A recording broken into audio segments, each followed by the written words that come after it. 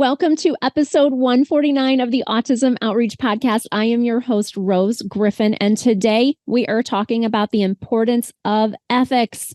Whether you are a speech therapist or a BCBA, you know that ethics is very, very important to what we do. And today I have a wonderful conversation with Dr. Linda LeBlanc. If you're not familiar with Dr. Linda LeBlanc, she is a PhD, BCBAD, a licensed psychologist, and is the president of LeBlanc Behavioral Consulting and the past editor-in-chief of the Journal of Applied Behavior Analysis. Today, we talk about how to embed ethics into our everyday. That ethics isn't something that we should just talk about when we have to take our required ethics CEUs, because we have that as speech therapists and BCBAs, and that is a good thing. And it's not just something that we talk about when we're taking a course on ethics. It really is something that needs to be embedded into our everyday.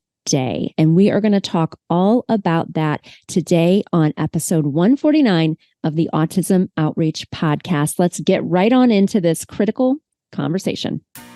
You're listening to Autism Outreach Podcast, a podcast full of ready-to-use strategies to help those with autism strengthen their communication skills. Here's your host, Rose Griffin of ABA Speech, a speech therapist and board-certified behavior analyst who shares tips you can use in your next therapy session. Welcome to episode 149 of the Autism Outreach Podcast. We have an amazing guest for you today. We have with us Dr. Linda LeBlanc. Thank you so much for coming on the podcast. I'm excited for my listeners to hear from you today. Thank you so much for having me, Rose. 149 podcasts. That's amazing. What a good run. Thank you so much. Yes. And my husband's always like, aren't you going to run out of stuff to talk about? And I'm like, you don't know what's going on up here. You know what I'm saying? So, but thank you so much for coming on. I'm just a big fan of your work. And I heard you personally speak here in Ohio in February of 2020. It was one of our last in-person conferences before things became hybrid and a little more complicated due to COVID. But I really loved all the information you shared. And I am very thrilled for people just to learn about you and your journey. If I have listeners that are speech therapists, obviously, because I'm a speech therapist and BCBAs. So some speech therapists may not be aware that you are such a dynamo in the field, but I'm excited to learn about you and your journey into the field and really how you decided that this was the route that you wanted to take for your career. Well, I'm excited to tell you about that. And, you are dually credentialed as a speech language pathologist and a BCBA, and I am as well. I'm a BCBA and a licensed clinical psychologist. So I kind of got into this in my clinical psychology PhD program. I went into that program knowing that my interest was autism and intellectual developmental disabilities. And the program that I was at, Louisiana State University, was a very behavioral clinical program and also had a very behavioral school psychology program. So that's really, I guess I don't know if you've ever felt this way, but as a dually credentialed person, sometimes you kind of feel like, do the other ones feel like I'm the right kind like them? Mm-hmm. And I do think that whether we intend to or not, we can make those divisions. And so I consider myself both, probably like you consider yourself both, but it's an interesting spot to sit in as a dually credentialed person. Yes, it is not easy, especially with the rift of SLPs and BCBAs. So I always say when I'm in a room full of BCBAs, I'm usually very popular. And when I'm in a room full of SLPs, I don't know. I think it's like 60% of people might be thinking, ooh, she's a BCBA, and 40% might be thinking, oh, she's a BCBA. So it's all about the emphasis on the syllable. But that's interesting. I didn't know you were dually certified like that, but it is, it's kind of an interesting spot to be in. Never easy, so is life, but I'm sure it gives you a great perspective. And I think the thing, I had Dr. Amber Valentino on the podcast. I know that you have a great relationship with her, and I feel like you guys are really, great at using research, obviously so much research, but allowing to use in an understandable language so that when you're doing a keynote at a large conference, that you're like, wow, it's just what you need. It's like exciting, it's evidence-based, and you feel like you can use it to transform your therapy. That's what I hope that I can be like that to some people too. But I think that I'm glad to hear that I am like that to some people. It's always the goal, Yes.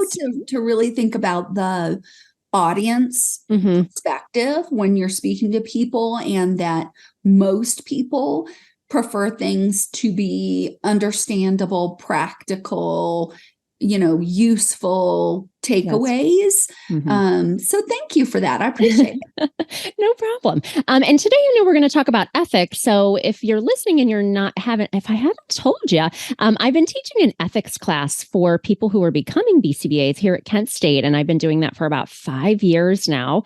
And as a speech therapist, we offer ASHA-approved CE courses and ACE courses about ethics. What's interesting about the ethical guidelines for BCBAs is we take a course, a 3-semester course, and we are tested on that. And it just every day, most clinics have an ethical committee, and it's something that's talked about weekly, daily. It is really a part of what we do. Speech language pathologists, we do have an ethical guideline, an ethical code, but and please message me if I'm wrong, but I never took an entire class on the ethics of being a speech language pathologist. We definitely have it, and ASHA has that information. And actually, it was just revamped a little while ago. And I do a lot of trainings. That's why I'm very in touch with all of that information. But for me, I think as a speech therapist who maybe went to school, heard about it, maybe now we have to have ethics CEs. That's just kind of something new in the past couple of years that through ASHA, we have to have 0.1 or 1 hour. But I feel like there's a really heavy emphasis, and I don't know if it's just the difference of our scope of practice, SLP versus BCBA. But for people who are new to the field, can you share with us the importance of ethics in general? It's a major piece of what we talk about as BCBAs, for sure. It sure is. And I think the thinking about ethics every day, every hour, every moment is important. And I love the emphasis on ethics, and that it's been ever growing. So I mentioned I was a licensed psychologist long before I was a board certified behavior analyst.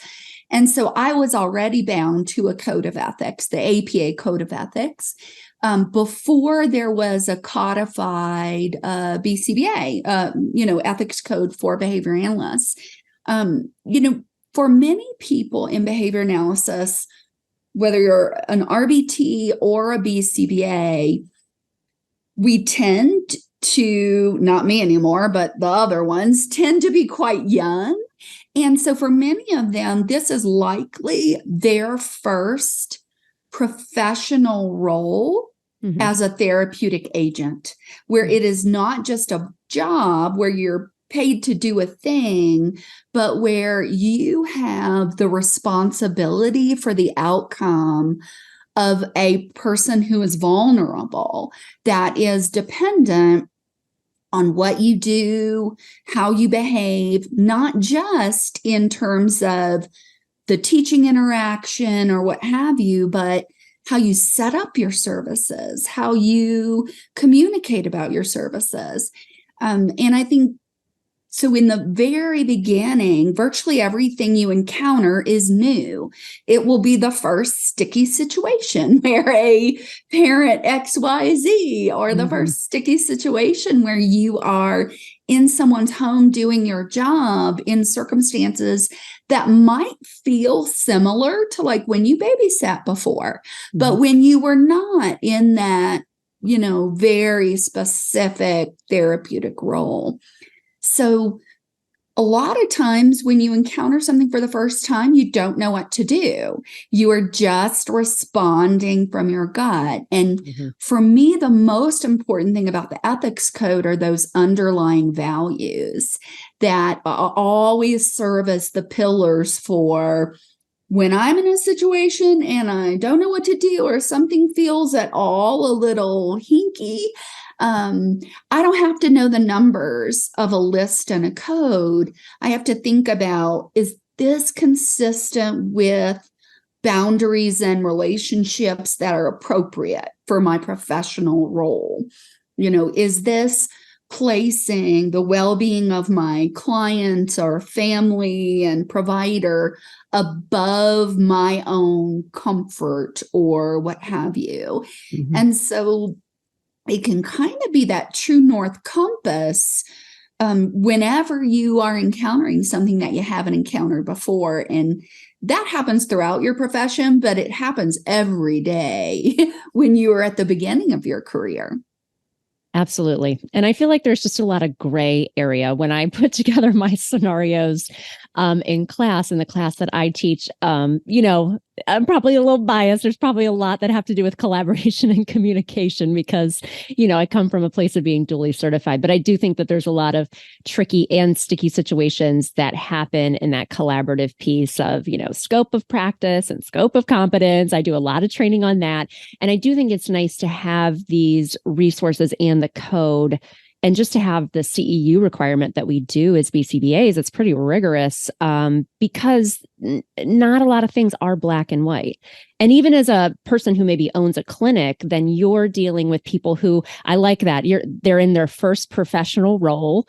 And I can think back to some situations in my first professional role where you're like, ooh, that probably was not the right move. Or there were a lot of teachable moments because you're just learning to be a professional. You really are transitioning, especially if you're new to being an RBT or you're just fresh out of school from being a newly minted BCBA. I think that, it's not about perfection, but it's about being really in touch with the code. And it's not just something that we have to take a class on. It's something that we're very in touch with. And like you said, on a daily basis. So what systems can providers put into place so that they're staying in touch with the ethical code and guidelines? Do you have some feedback on that? I do. I think I became doubly interested in ethics when I became the executive director of Trumpet Behavioral Health, which was a large provider organization. And I knew I had all these wonderful young new professionals that were out there trying to do their best, who needed a lot of support and instruction. And what they really needed was a community where it felt positive and safe to talk about ethics. Mm-hmm.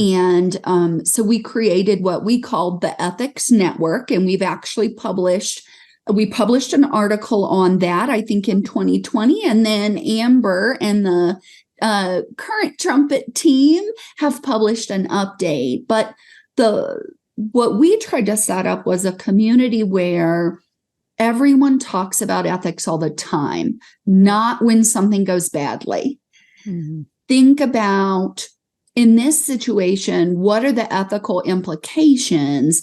And those situations are every day. You're mm-hmm. about to write your session note. Mm-hmm. What pops on ethics? How do you think about that?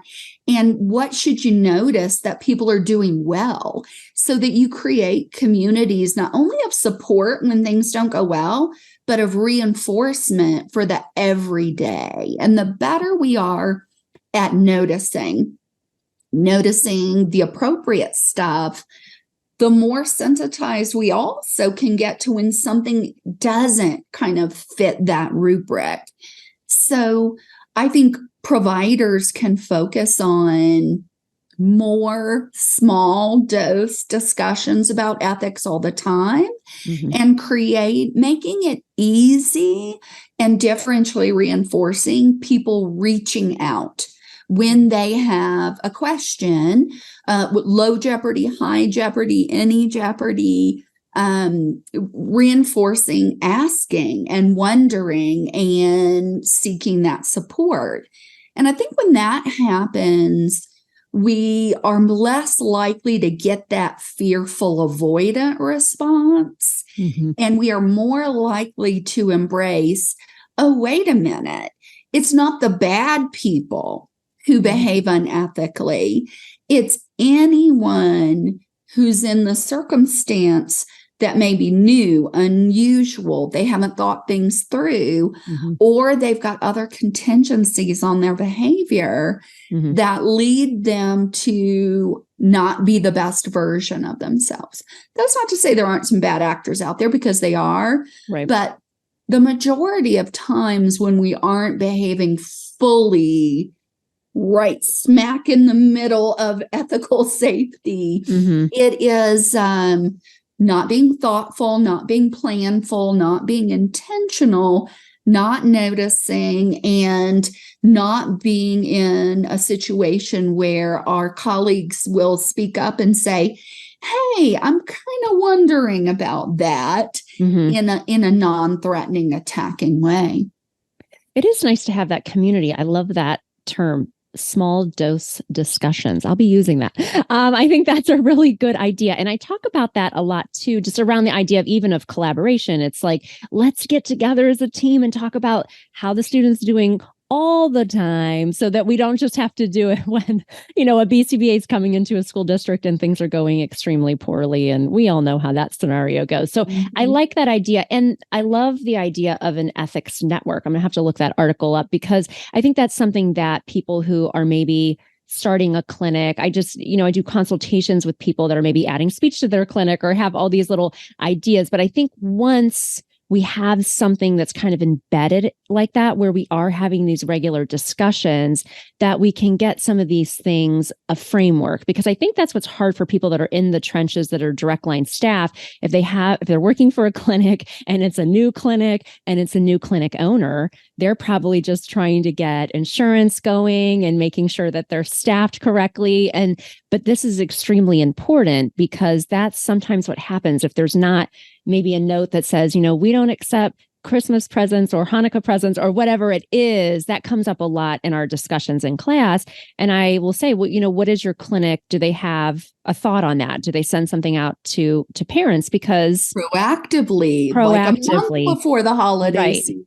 Yeah. So these are things to think about too, if you're a clinic owner, because I know there's a lot of balls in the air, but I do think this one is really important just so that it's a framework, it's embedded. It's not something that we just talk about when something is going wrong or something has happened, because you know what? Things are always going to happen. They're going to happen with the work that we do. So I love that idea. But I did hear that you were coming out with a new book about ethics. So I'm hoping that you can share about that, because I'm always looking for good ethics resources, whether it's a new course I'm developing. I develop a lot of ASHA and ACE courses. And I really love ethics because, and that may sound really kind of dry, but obviously you do too. And I think we're fun. I don't know. I like to talk about the topic because it's so important. It's something that everybody needs. So we always have a lot of ears listening in when we talk about ethics, right? So can you share with us about the book? Yes. So it will be published by Sloan Publishing. And this is actually my second book with Sloan Publishing. The first one was on supervision and mentoring. And this one is called Ethics, Proactive and Practical Decision-Making for Behavior Analysts. So it really is designed to support all behavior analysts, but certainly those practicing behavior analysts in their kind of building their own personal framework about how they think about ethics.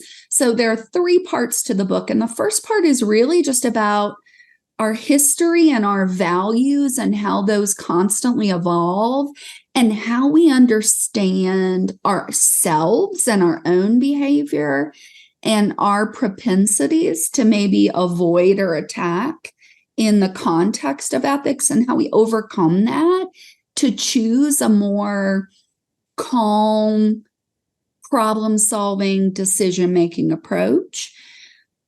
Part 2 goes through each portion of the code, not only talking about the code, but about why that section of the code matters, the big picture purpose, the values that underlie each part of the code, and the risks that we might not recognize if we don't get it right. And then we talk about, for each section of the code, what can you do proactively, like right now, today, so that in the future you are less likely to drift towards that mistake that could lead you to unethical responding. So a big theme of the book is don't think about ethical mistakes as what the other person does. You'll notice that when it happens, and of course you should, and have a calm conversation about it, but also be a wise steward for yourself.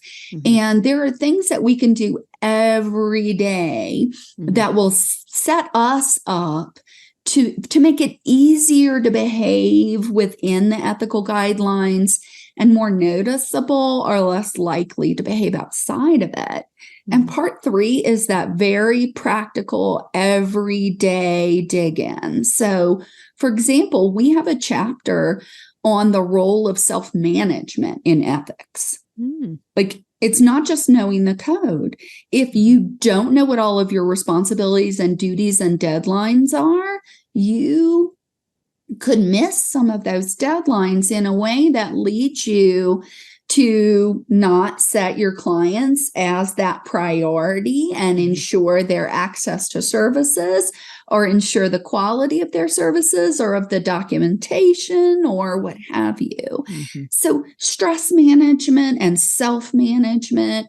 We talk a little bit about even the role of staying abreast of technology and being very thoughtful and proactive, whether it's AI technology or social media, and that history of how some of these kinds of technology tools, which can be wonderful, can also lead people to kind of fall into some unexpected holes that they probably never thought of ahead of time, but that we can learn from and then think more carefully about to be proactive in how we manage our ethical behavior. I think that's great to talk about with AI. And I know people are talking about, I saw somewhere that someone's doing an ACE course about AI and ABA, and I'm curious what that is going to entail. And the social media, there was an article long ago that Dr. Amanda Kelly did and some other colleagues. And I would always include that in my class because I have an online business. So I built my whole entire business through social media, my email list and dissemination and things like that. But it really hasn't been talked about a lot. So I think that is really important, because whether it's LinkedIn or TikTok or whatever you're on, in 10 years, it's going to be something different, but it still is not going away. It's still going to be here. So having a framework of how to respond on those different platforms, because that opens up a whole other area that I think is important for us to talk about, because it isn't going away and it is growing. Just as the field grows, people's use of social media, and it's not the worst thing. I mean, I connected with you on LinkedIn. Thanks for that. Even though people may not think of that as social media, it's probably my favorite because there's a lot of BCBAs over on LinkedIn if you're not on there. But I think that's great to talk about it, because if we don't have those resources, if we're not having those conversations or those dialogues, it goes back to how is your clinic handling that? Should you be friends with other people you work with on social media? Or what if a parent wants to friend you? And that's always, a tricky situation, just like any ethical situation. So I'm glad you're having those conversations. Thank you. We need that. Well, it sounds like a great book, and I'm so excited to read it when it comes out. So where can people find out more about you and your work? I think we're going to share a couple links in the show notes, but do you have a personal website as well? I do have a website for my company, LeBlanc Behavioral Consulting, and I work with universities, provider organizations, and technology companies in the ABA space to help in lots of different ways. And people can definitely reach out to me through that website. And then check out Sloan Publishing's website. There are sample chapters that are available now, and the entire book will definitely be available for purchase or review by faculty members like you before the end of the year. I think probably by November, it will be ready for people to consider for adoption for coursework, or, as a resource to purchase if you have already graduated and you're out there. We've tried to price it affordably so that any behavior analyst, even if you don't, have to buy that ethics textbook for your course, might find utility in this and could afford it as a resource. Wonderful. Well, thank you so much for coming on. It was great to connect. Thank you. Thanks for having me. Thanks for listening to Autism Outreach. If you enjoyed the show today, make sure to subscribe so you don't miss an episode full of actionable strategies you can use in your therapy room. Write a review too. That would mean so much to me. I always love hearing from you. Have a specific topic that you want included on a future show? Reach out over on Instagram, ABA Speech by Rose, or visit me at www.abaspeech.org.